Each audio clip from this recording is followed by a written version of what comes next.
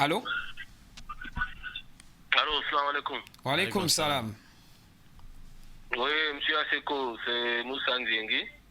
Oui. Je voulais déjà vous proposer, avant de poser mes questions, Oui. lorsque vous écoutez vos audios et lorsque vous écoutez également un appel comme ça, vaut mieux maintenant arrêter le micro parce que vraiment ça crie ici chez nous et puisque vous reposez les questions après, c'est mieux d'écouter les audios vous-même sur le plateau et les questions aussi et de les reposer simplement à l'imam parce que à chaque fois que il y a un intervenant au niveau des audios ou du téléphone, vraiment ça crie dans les postes téléviseurs et c'est vraiment désagréable. Si vous pouvez couper ce micro-là et puis écouter par exemple les questions. Maintenant, ma question, la première c'est, je voulais demander à l'imam au niveau de la Sunna, le prophète pendant le Ramadan et pendant les 10 dernières nuits, comment est-ce qu'il faisait? Est-ce qu'il faisait les tarawih comme nous on fait là, après la prière d'Ishaï? Et puis, est-ce qu'il faisait encore, on a parlé de 11-13 rakats dans la nuit, c'est-à-dire lorsqu'il réveillait sa famille? Première question. Deuxième question. Si lorsqu'on fait les tarawih, c'est considéré comme des prières de nuit, est-ce que celui qui, par exemple, lors de la nuit du destin, si par exemple la nuit du destin c'est le 23 ou le 25 ou le 27 ou le 29, si quelqu'un fait uniquement les tarawih après la prière d'Isha, est-ce qu'on peut dire qu'il a prié lors de la nuit du destin et qu'il a la récompense de cette nuit, s'il ne s'est pas encore réveillé dans la nuit pour faire encore 11 ou 13 rakats? Et pour compléter, je dis à l'imam que parce qu'on a aussi là, hier j'ai reçu un hadith du prophète où on disait que pendant les 7 dernières nuits, il a réveillé les compagnons, c'est Abu Zar qui a rapporté le hadith, il a réveillé les compagnons pendant les 7 dernières nuits et ils ont fait les Qiyamul Layl à la mosquée par rapport à la nuit du destin. Alors qu'on connaissait simplement que selon le hadith par rapport à Omar, que le prophète avait fait une fois, deux fois, trois fois la prière à la mosquée, mais après il a arrêté. Et lorsque les compagnons lui ont demandé pourquoi il avait arrêté, il a dit qu'il avait craint que cela ne soit une obligation pour nous et il a arrêté. Est-ce que ces deux hadiths-là sont authentiques? Sinon, le premier que j'ai cité, pour qu'on soit aussi un peu éclairci par rapport à cette position-là de faire le Qiyamul Layl avec les gens ou sans les gens. Merci.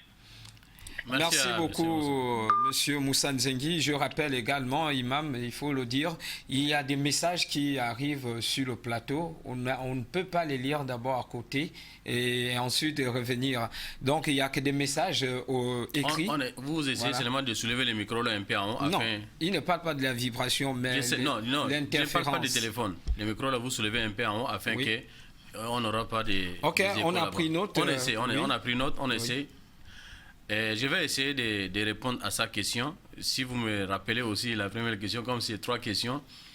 La première question, je crois, il disait, lorsque on prie les tarawih, le qiyamul layl, il dit comment les prophètes sallallahu alayhi wa sallam, oui je me rappelle, comment les prophètes sallallahu alayhi wa sallam procédaient pour faire son qiyamul layl. Est-ce qu'il priait seulement 11 rak'ah ou 13 rak'ah là, ou bien il va au-delà de 11 ou 13, surtout quand on arrive les 10 dernières nuits, la dernière décade des mois de Ramadan. Comment il faisait? Et si le cas est avéré, par exemple, la personne, ça je crois c'est la deuxième question, la personne qui a déjà fait le qiyam, les tarawih au début, après la prière de Isha, elle est allée dormir déjà.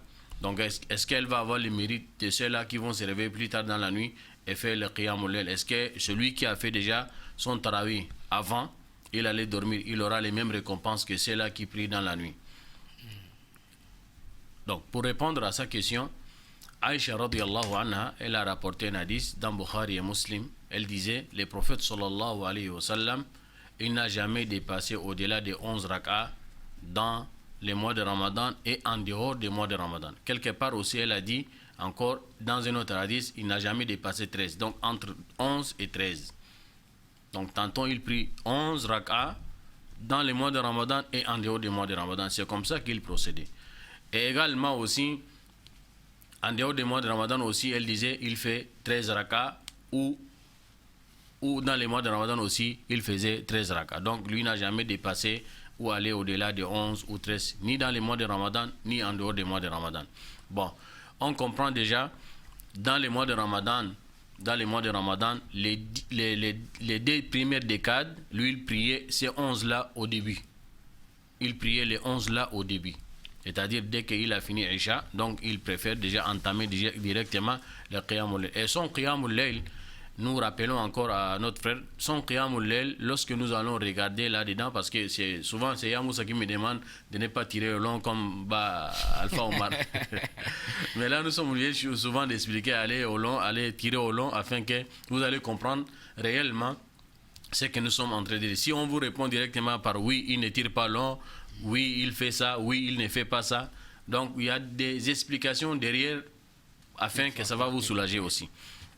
Donc, ce que nous devons mettre dans la tête, lui, c'est Qiyamul Layl, là, c'est pas pareil comme pour nous. Parce que lui, s'il commence, par exemple, le Qiyamul Layl après Isha, donc il va tirer jusqu'à proximité de l'aube. Parce que lui, les hadiths qui nous ont été rapportés, il fait une raka'a avec Surat al-Baqarah, Surat al-Nisa et Al-Imran. Imaginez maintenant nous qui faisons les 23 raka'a. Nous qui faisons les 23 raka'a, on ne peut pas dépasser Surat al-Baqarah complètement. Souvent, c'est dans les Tarawih. Et dans le Qiyamul Layl, nous qui faisons les 23 ou les 11 ou je ne sais pas les 13 ou aller même au-delà des 23, dans le Qiyamul Layl, les Tahajjud, on ne dépasse pas Surat al-Baqarah et Al-Imran. C'est trois juz'u. Les 3 juz'u est composé de 6 hizib. On ne dépasse pas ça. Et alors lui, une seule raka'a, il fait Baqarah, Al-Imran et An-Nisa. Donc, vous voyez directement, sa façon de prier, ce n'est pas la même façon que nous prions. Et même son temps, il y a la baraka dedans. Même son temps, il y a la baraka. Le temps que lui, il effectue ses prières, il y a vraiment la baraka dedans. S'il fait 11 raka'a, avec cette façon-là, avec cette manière-là, et les hadiths disaient même encore, son sujoud est comparable à son stationnement de debout. C'est-à-dire le temps qu'il menait pour faire la lecture d'une seule raka'a, Baqarah, Al-Imran et Nisa, c'est le même temps qu'il prendra aussi pour faire les ruku, et c'est le même temps qu'il prendra aussi pour faire les sujoud. Donc imaginez-vous, donc là, si nous allons appliquer cette rythme-là, donc en tout cas c'est une façon de dire aux gens de ne pas faire Qiyamul Layl. Tu ne trouveras personne qui peut supporter ça.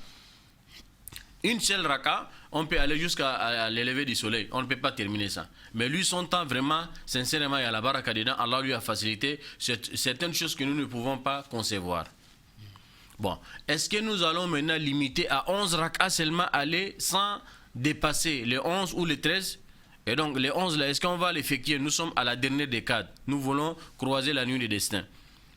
Donc, si j'ai prié au début, juste après la prière de Isha, moi, je ne vais pas traverser la sunna, j'ai dit donc je me limite seulement à 11 raka. C'est une bonne chose. Limitez-vous à 11 raka. Donc, vous priez au début, après la prière de Isha, il faut aller dormir, reposer quelques temps, et vous vous réveillez, vous pouvez lire le Coran, vous pouvez faire les dhikr, subhanallah, astaghfirullah, il n'y a pas de problème. Mais si vous n'êtes pas réveillé, donc vous serez mentionné automatiquement comme ceux-là qui ont célébré toute la nuit en prière. C'est le prophète sallallahu alayhi wa sallam qui disait, celui qui a prié son qiyamul layl au début de la nuit, donc c'est-à-dire après la prière de Isha, jusqu'à il a clôturé sa prière avec les huîtres, et elle allait dormir, donc elle sera mentionnée comme ceux-là qui ont célébré toute la nuit en prière. Et donc si la nuit des destins est croisée dans cette nuit-là, que vous avez fait votre qiyamul layl au début, vous n'êtes pas réveillé au milieu de la nuit, 2h, 1h, 3h, donc vous serez mentionné et vous allez avoir pleinement les récompenses de ceux-là qui ont célébré toute la nuit, car vous aussi vous avez prié une partie de la nuit. Est-ce qu'on peut aller au-delà de 11?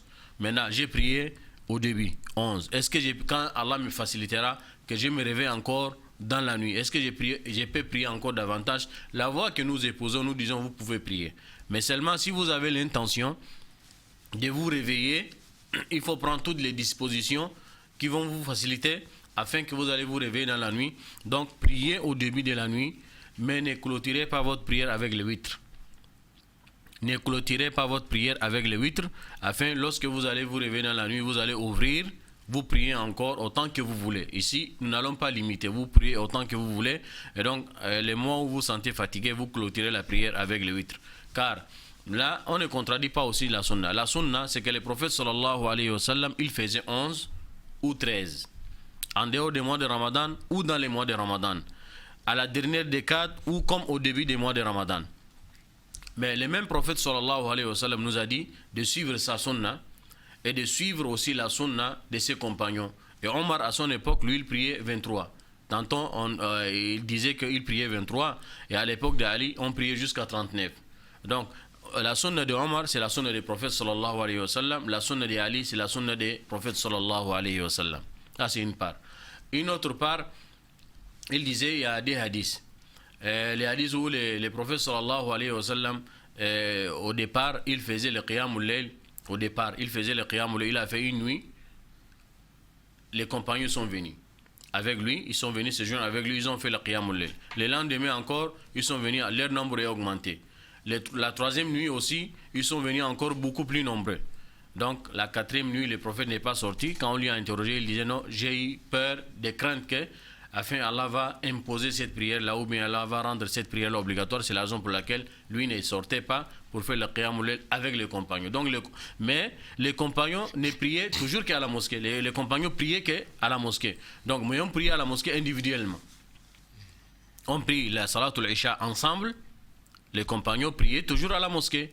Mais y compris même le qiyamul layl ou y compris même le tarawih priaient à la mosquée. Le prophète sallallahu alayhi wa sallam faisait son qiyamul layl à la maison. Parce que lui, s'il sort, les compagnons vont venir prier avec lui. Et donc lui, il fait son qiyamul layl. Les isha on fait ensemble, mais le qiyamul layl, il faisait à la maison. Les compagnons priaient leur qiyamul layl ou leur tarawih à la mosquée. Mais individuellement, on ne priait pas en groupe. C'est à l'époque de Omar que Omar avait recommandé ou Omar avait institué que les qiyamul layl ou les tarawih on prie en groupe. Parce que Omar, dans l'habitude des prophètes sallallahu alayhi wa sallam, les qiyamul layl, les gens priaient individuellement. À l'époque des prophètes, c'est comme ça, excepté les 3 premières nuits que les prophètes avaient prié avec eux. À part ça, on priait individuellement les qiyamul layl ou les tarawih. À l'époque d'Abou Bakr aussi, c'est la même chose. À l'époque de Omar aussi, les 2 ou 3, 4 premières années de Omar aussi, c'était la même chose. Après ça, Omar, quand il rentrait à la mosquée, il voyait les gens prier éparpillés. Chacun priait dans son coin là-bas. Donc il a dit, en tout cas, je vais essayer de rassembler cela avec un seul imam. C'est comme ça qu'il a autorisé à Ubay de diriger la prière pour la communauté. Donc, c'est dès maintenant, Omar a initié. C'est déjà une sunna qu'on prie le qiyamul layl ensemble, en groupe, avec un seul imam. Aussi, c'est la sunna des prophètes, car c'est le prophète qui a demandé de suivre la sunna de ses compagnons. Est-ce que les 2 hadiths là se contredisent? Les hadiths où le prophète sallallahu alayhi wa sallam priait seul, et les hadiths où Moussa disait tout à l'heure, où il avait les hadiths qui viennent de citer tout à l'heure. Il n'y a pas de contradiction. Les contradictions, c'est que l'illusion que nous avons dans la tête. Lorsque les hadiths de Ubay que Moussa disait, le prophète sallallahu alayhi wa sallam, il sortait pour annoncer. Il sortait pour leur annoncer que telle ou telle nuit, ça sera considéré la nuit du destin. C'était prévu comme ça.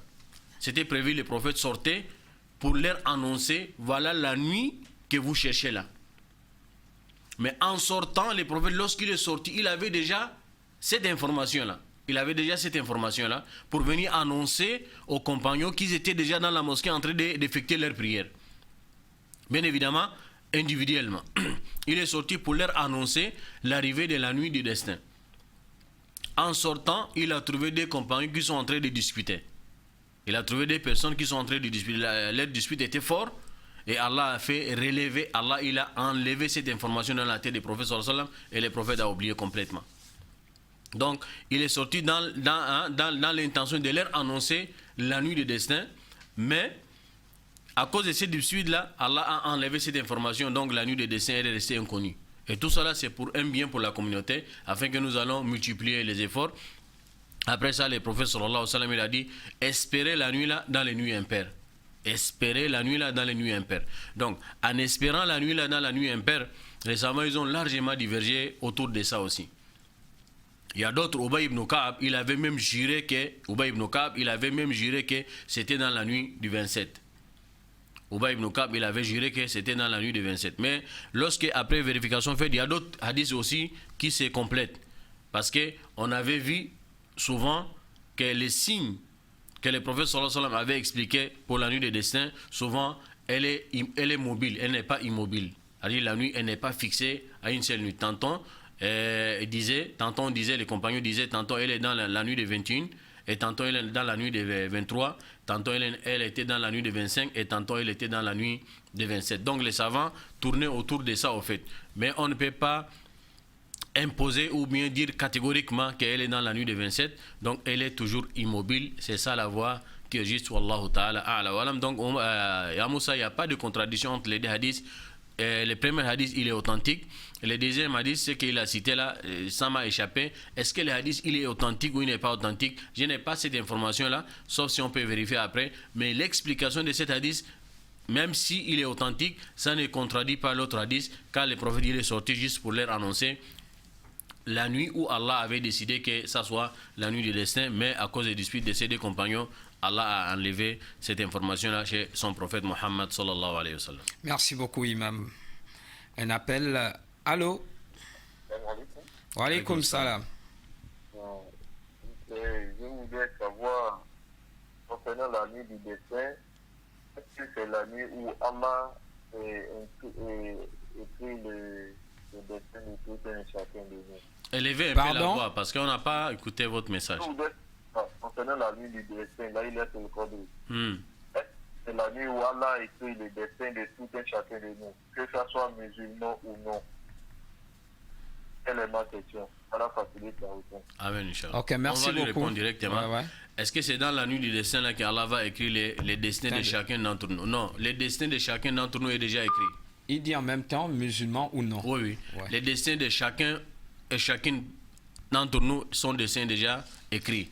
Car le prophète sallallahu alayhi wa sallam disait, dans un hadith qui est rapporté par Bukhari et Muslim, il a dit, lorsque l'être humain est dans le ventre, dans la matrice de sa maman, donc Allah va envoyer un ange pour venir déjà écrire tout.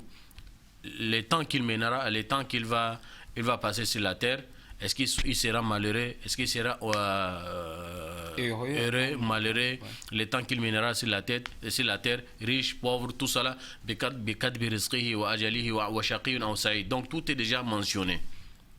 Tout est déjà mentionné avant qu'on arrive au monde. Le moment où vous êtes dans la matrice de maman, c'est déjà mentionné. Maintenant, dans cette nuit-là, comme on dit le Qadr, mais quel dessin qu'on parle ici? Oui, les grandes décisions qui vont se dérouler. Donc, si Allah a décidé, le destin est déjà écrit, que telle ou telle chose va se dérouler dans ta vie. Si cette chose-là n'est pas encore réalisée, donc c'est dans cette nuit-là, la nuit des destins-là, que Allah va prendre les décisions. Oui, voilà les destins que j'ai déjà prédestinés, ça va se dérouler dans telle ou telle année, ou dans tel mois, ou dans telle heure, dans l'année prochaine. Nous sommes, par exemple, aujourd'hui, je donne un exemple. Par exemple, aujourd'hui, c'est la nuit des destins. C'est un exemple, c'est pas aujourd'hui. Parce que personne ne connaît la connaissance de la nuit des destins, comme je vous ai dit, elle est mobile, elle n'est pas immobile.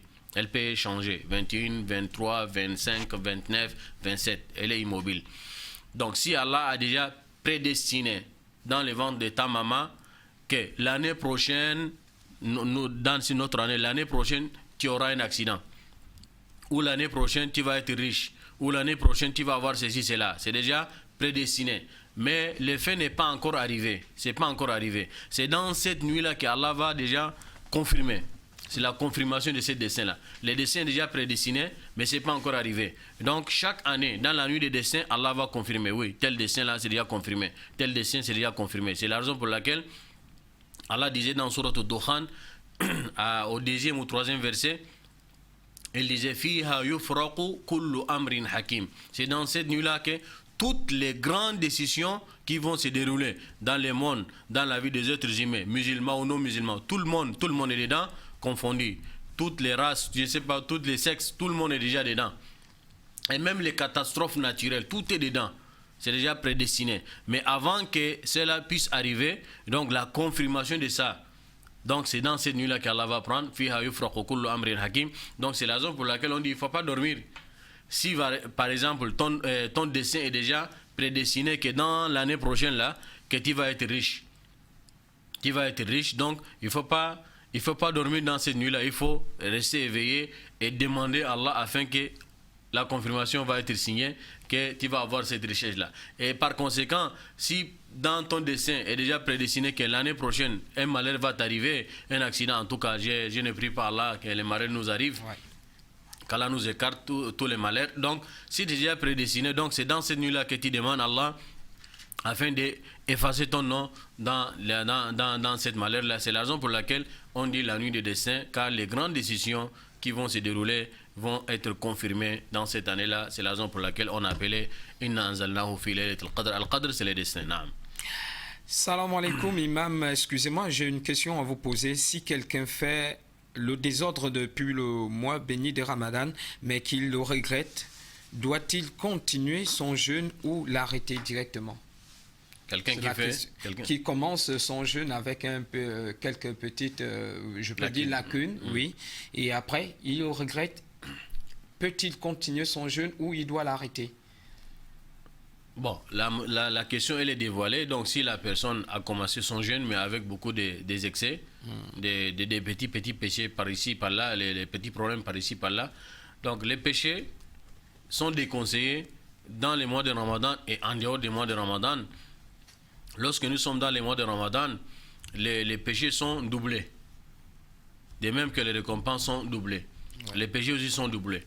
Mais si la personne a bien jeûné, il n'a pas commis les annulatifs ou les actions qui peuvent mettre en cause son jeûne, donc son jeûne sera validé. Les excès que lui a commis durant ces mois, une fois qu'il a déjà les regrets, c'est déjà un bon départ pour lui de demander pardon à Allah. Donc les regrets, car les pardons à certaines conditions, il faut regretter, c'est-à-dire la repentance, il faut regretter, il faut demander pardon à Allah et il faut prendre l'intention de ne pas revenir encore là-dessus.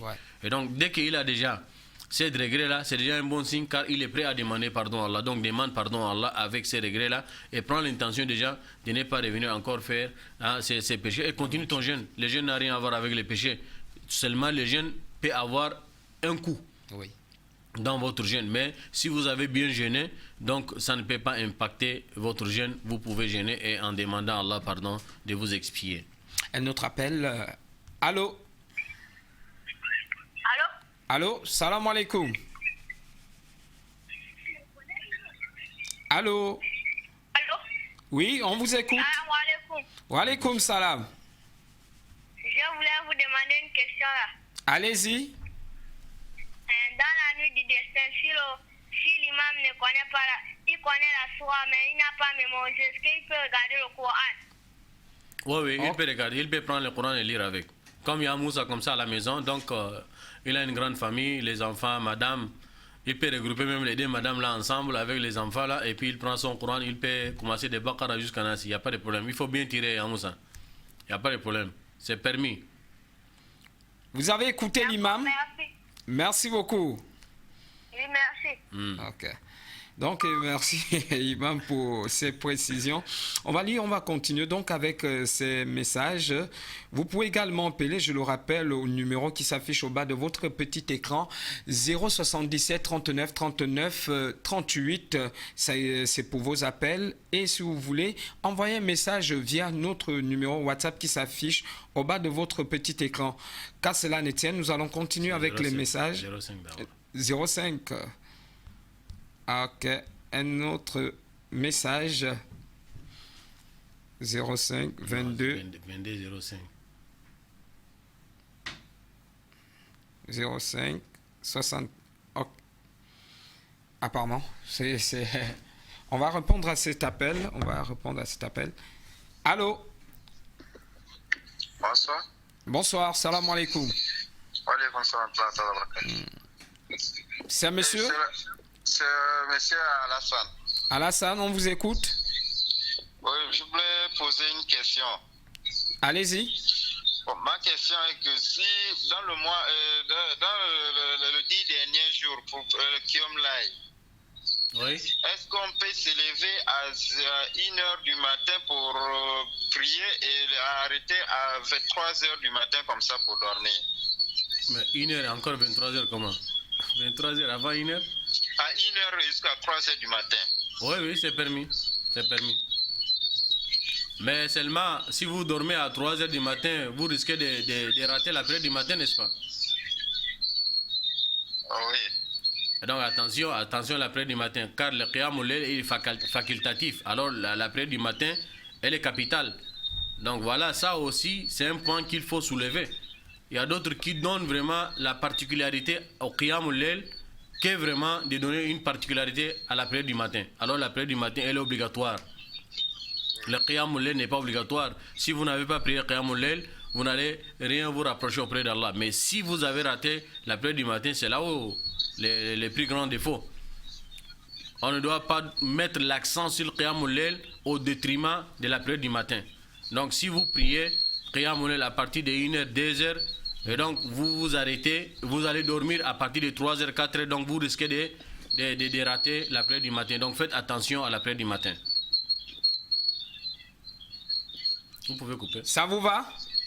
Oui. Donc, merci beaucoup, Alassane. Merci. Ok. Imam, on va continuer. Attention. Essayez de nous déverrouiller. Apparemment, le mot de passe. En fait, 077 39 39 38, c'est le numéro par lequel vous pouvez nous appeler. On va d'abord lire ce message. Salam alaikum à tous. S'il vous plaît, je peux avoir le numéro de l'imam pour des questions personnelles. Bon, l'imam vous le donnera sans aucun doute. Un autre message vocal. Salam alaikum warahmatullahi wabarakatuh. J'ai une question, je voulais demander à l'imam. Parce que j'ai eu mes menstrues. D'habitude, ça fait 3 jours, 4 jours. Maintenant, j'ai fait 3 jours. 3e jour, c'est pas sorti toute la journée. Donc, j'ai décidé de jeûner le 4e jour. Donc, j'ai jeûné toute la journée, il n'y a rien qui est sorti. Maintenant, la nuit, j'ai fini de prier tout. Quand je viens au lit, je ressens qu'il y a un peu qui est encore venu. Le lendemain, j'ai fait le grand lavage, j'ai continué à jeûner. Je voulais demander à l'imam si mon jeûne est valable ou bien si je dois ramousser le jour-là. Salam alaikum warahmatullahi wabarakatuh. Pour les menstrues des femmes, oui. Les menstrues à un durée. Les menstrues à un durée, c'est-à-dire comme elle a dit, elle a l'habitude de rester 3 jours. Donc après les 3e journée, elle voit que les signes de la purification sont là. Donc elle s'est déjà purifiée, elle s'est lavée, elle continue déjà dans ses activités. Elle a jeûné quelques jours. À la 4e ou 5e jour, elle voit que les menstrues reviennent encore dans la nuit. Donc elle regarde les caractères de ces sangs-là. Souvent on fait allusion, on fait une illusion, une confusion en fait. C'est ce que je voulais dire. Elle fait une confusion.